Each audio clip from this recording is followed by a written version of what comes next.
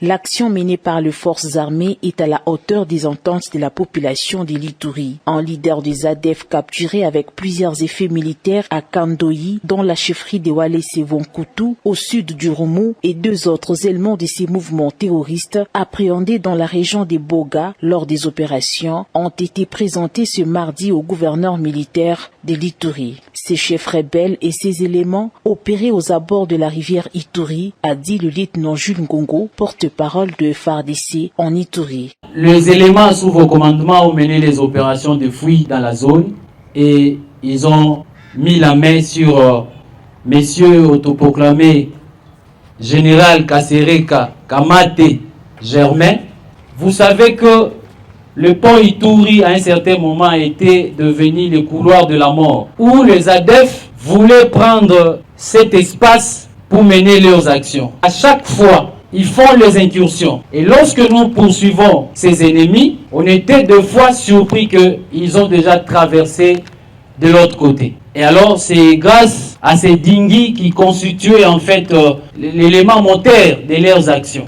Des parlementaires élus de l'Ituri qui ont pris part à cette présentation saluent la bravoure des forces armées déterminées à éradiquer l'insécurité en Ituri. Les députés nationaux Raymond Tchedia déplorent tout de même la présence massive des Congolais dans les rangs des ADF. Aujourd'hui, nous sommes contents de voir autour de 20 ADF, n'est-ce pas, capturés, nombreux neutralisés par le gouvernement provincial.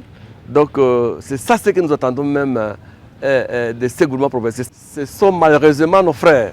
Et là, ça fait honte. Ça fait honte que ce sont nos frères qui seraient même plus nombreux dans les rangs des ADF que les étrangers.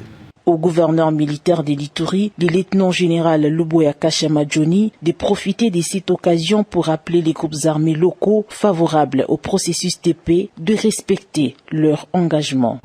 Les Congolais ici en Ituri qui se sont engagés à la paix, notamment le Codeco, FRPI, FPIC, ils se sont engagés. Je les encourage encore parce qu'ils sont dans le pourparlers à respecter leurs actes d'engagement.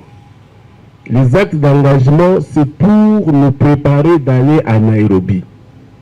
Et ce dialogue-là, comme vous le savez très bien, nous avions eu la première phase, Nairobi 1, nous attendons la deuxième phase, Nairobi 2.